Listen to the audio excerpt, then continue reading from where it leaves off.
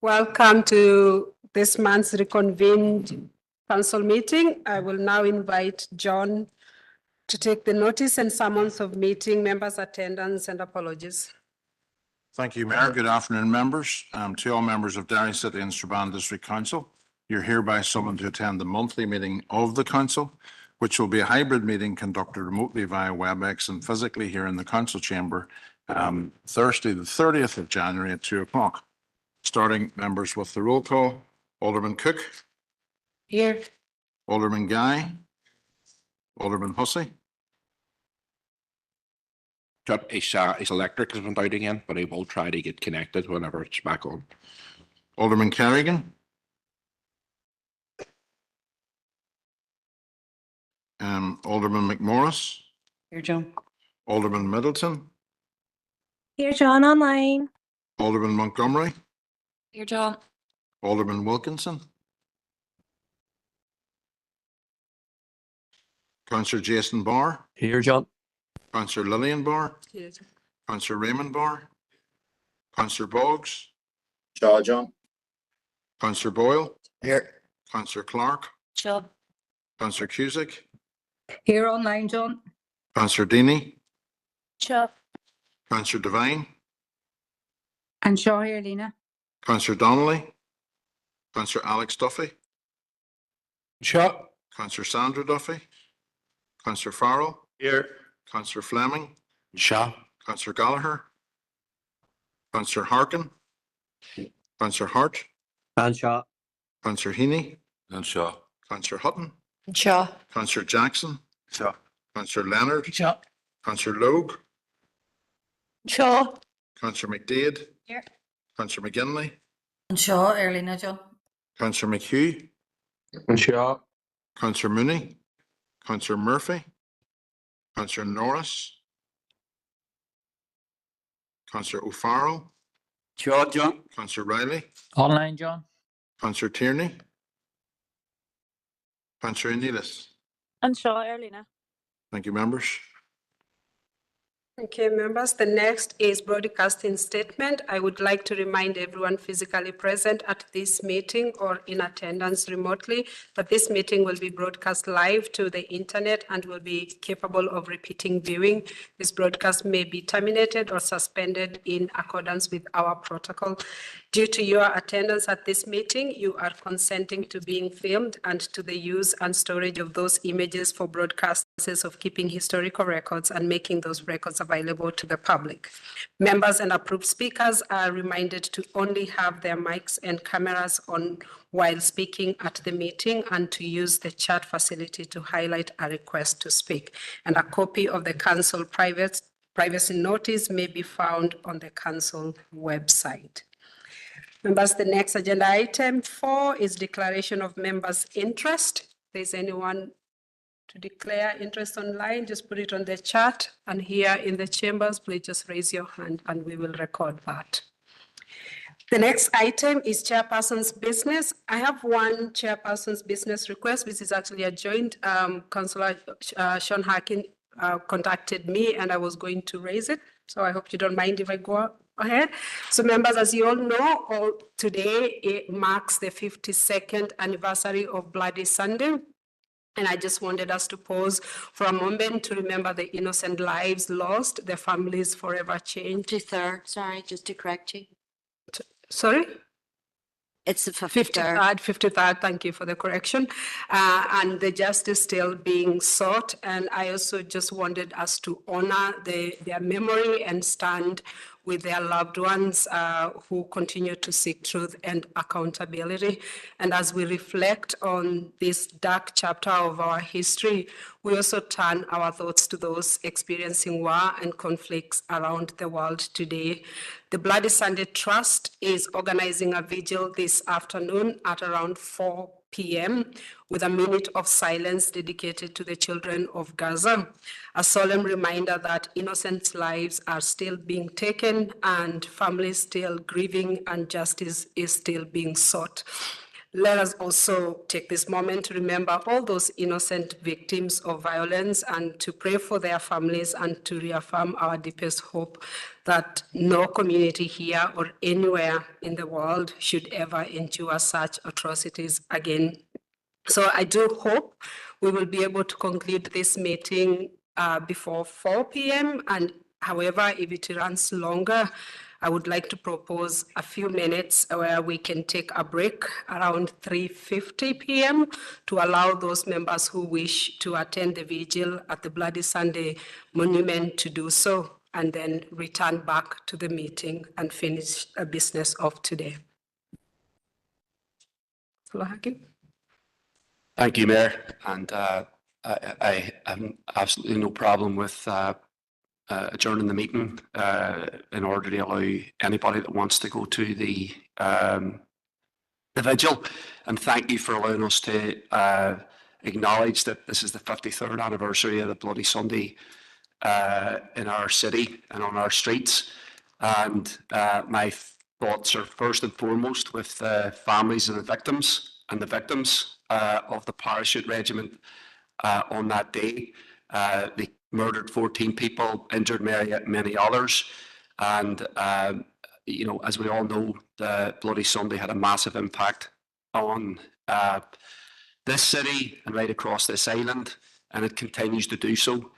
And I think it's very important that there are lots of events this week commemorating the Bloody Sunday, what happened on Bloody Sunday, because we should never forget it.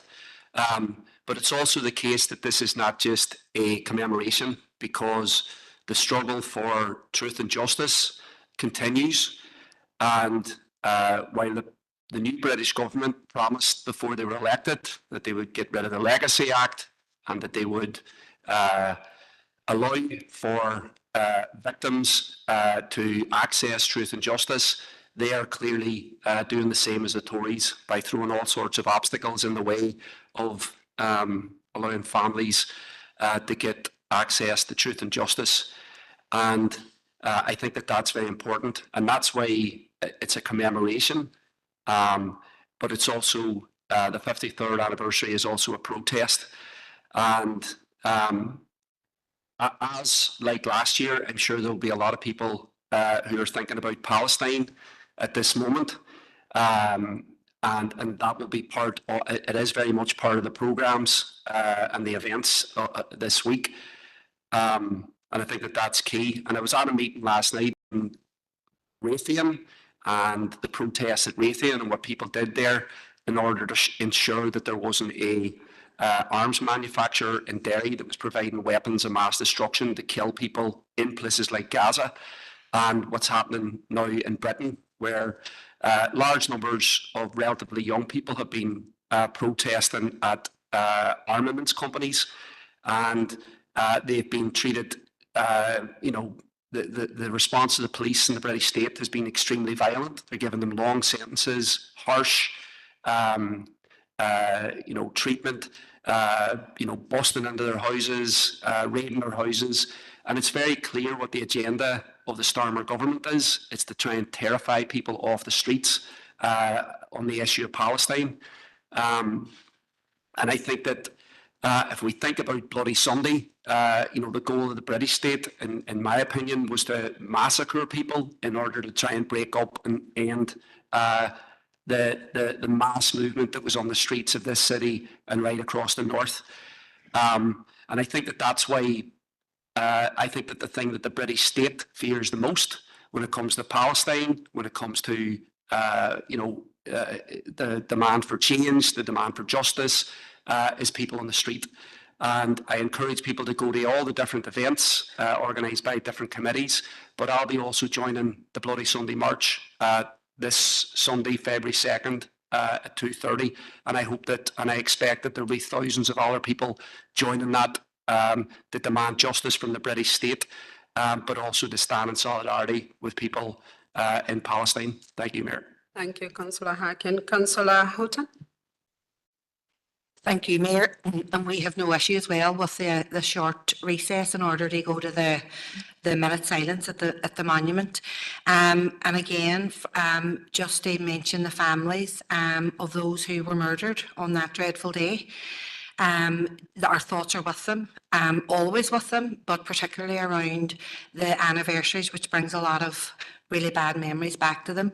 I had attended the 4 Days in Derry play last weekend with my sister, and although I wasn't born when Bloody Sunday happened, we all grew up and were told about it. We were educated around it, and we were always told that those people went on that march to fight for civil rights, and they had every right to do that as well. I think the programme of events that are on that Sean has referred to, they're excellent. And it just shows the value of the Bloody Sunday Trust of this city, because they do go along the lines of one world, one struggle, and they promote all our struggles that are going on around the world. But just to extend our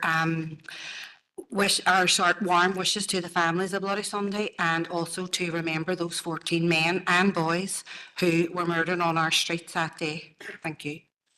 Thank you, Councillor Houghton. Councillor Donnelly. Good Chair, I'd just like to use this opportunity to send solidarity to the families of the dead and those who were injured. And, you know, I think these were innocent people. These were people who were non-combatants. And, you know, when a non-combatant or someone not involved in the conflict is killed, it's particularly tragic. All death is tragic, and there's families still struggling, still campaigning. And I think it has to be mentioned that they're still being demonised. They attract the attention of the worst elements of the far right and reactionaries who actually gloat. And I think it's an absolute shame. And it's not only those malign types of people, but recently we've seen a leaked email from Gardaí Síochána where they engaged in the demonisation process of people who are attending the I Know Bloody Sunday March, where they described that elements from this march would go to another vigil. And I think, you know, the families, despite having had this injustice of having their loved ones murdered and then a cover-up and then being blamed, when this happens, it's still very raw and it's wrong. But again, I'd just like to send solidarity to all those who are campaigning for justice. Thank you. Thank you, Councillor Donnell. Councillor Boyle. Thank you, Chair, and thanks for giving us the opportunity to discuss this. I think when you reflect back on the events of this day 53 years ago, and you begin to appreciate and realise, you know, the ramifications of what came after as well, and the memory of what happened on Bloody Sunday is seared into the collective memory of the people of this city. I was, unlike yourself, Councillor Hutton, I was a young child at that time, but I actually remember it very, very well. And I remember the adults speaking in hushed tones and trying to protect the children from the horrors of it and the thinking of the horrors of it. But of course, as you grow up, then you begin to try to understand. And I've spent a lifetime actually at this point trying to understand, you know, why, how do we allow these things to happen? And you know, if I was to sit here, and I'm not going to do it, but it was just, you know, many people in this city obviously know relations or even family, but people in this chamber will know many family members and relations, or be even related to in some form or fashion, you know, and it's a deep, painful memory. And I think it is appropriate that today, again, we do remember the murder, and it's, you know, you can't equivocate around that. These people were genuine, it was murder, and it's appropriate that we remember that. There's been much talk, much debate, all of that. I'm not here for that. I want to just today remember our people who died on our streets on that particular day, and the suffering that was visited upon their families, and still continues to be. It is still there. It is still something that I don't think it'll never be forgotten. Never ever in this city. So on behalf of the SDLP, again, share the sentiments of every other speaker here this afternoon as well. Let's remember people and remember them with dignity. That's the most important thing I think that we can all do. So I appreciate the opportunity on behalf of myself and my colleagues to be able to speak on this particular topic once again. Thank you, Mayor. Thank you, Councillor Boyle. Okay, members, moving on. We are on confidential for decision. Can I get a proposal? Thank you. Thank you.